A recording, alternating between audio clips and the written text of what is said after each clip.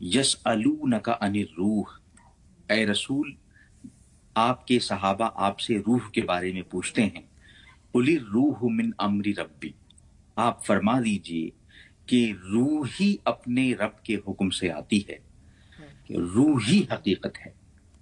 یعنی یہ آیت ہمیں بتا رہی ہے کہ جسم اور روح کا جو تعلق ہے وہ یہ ہے کہ روح حقیقت تو صرف روح کی ہی ہوتی ہے، جسم کو فنا ہو جانا ہے، لیکن روح چونکہ آتی جسم میں ہے تو صوفیہ اکرام ارشاد فرماتے ہیں کہ روح ایک بادشاہ کی طرح ہے اور جسم ایک وزیر کی طرح ہے۔ جب تک روح کی حکومت اور بادشاہت جسم پہ قائم رہتی ہے تب تک جسم صحت مند توانا رہتا ہے، لیکن جہاں روح جسم پر حکومت کرنا چھوڑ دیتی ہے اور جسم روح پر حاوی ہونا چاہتا ہے تو پھر اس کے بعد پورے جسم میں فساد پیدا ہو جاتا ہے۔ اور یہ ہوتا کہاں سے ہے؟ یہ جو تعلق ہے روح اور جسم کا وہ دراصل بیچ میں دل ہے۔ ایک چیز روح ہے سول، اور ایک چیز جسم ہے باڈی، اور ایک چیز ہے ہارٹ۔ تو یہ جو ہارٹ ہے، رسول اللہ صلی اللہ علیہ وسلم نے ارشاد فرمایا کہ ان فی الجسد لمضغۃ، جسم کے اندر، انسانی جسم کے اندر ایک لوتھڑا پایا جاتا ہے، اذا صلحت صلح الجسد کلہ، اگر وہ صالح ہو جائے، وہ صحت مند ہو جائے، وہ توانا ہو جائے تو پورا نظام جسم درست ہو جائے، پورا باڈی سسٹم درست ہو جائے۔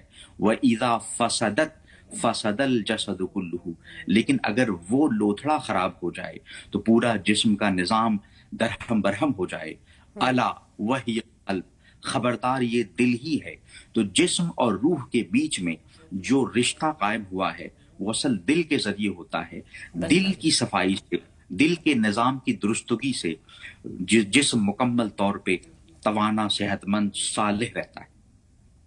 بالکل یقینی طور پر دل کا صاف ہونا بھی کتنی ضروری ہے یہ ہم یہاں پر سمجھ رہے ہیں۔